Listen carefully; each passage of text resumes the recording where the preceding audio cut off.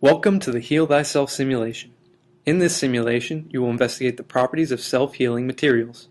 Your task is to build a surfboard using the combination of materials that give the surface of the board the highest self-healing ability. To begin the simulation, click the Sim tab.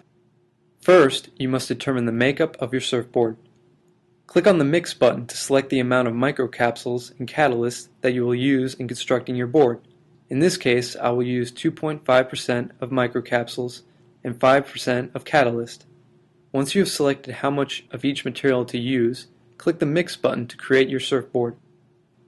After you have created your surfboard's finish, it is time to test the board. To do this, click the Test button. Click the Start button to have the press punch your surfboard.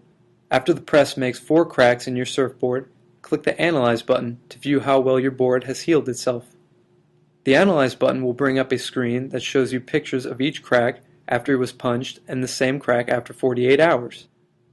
After observing and recording how effective your surfboard was at healing itself, click the Mix button again to create another surfboard and test a different combination of microcapsules and catalyst.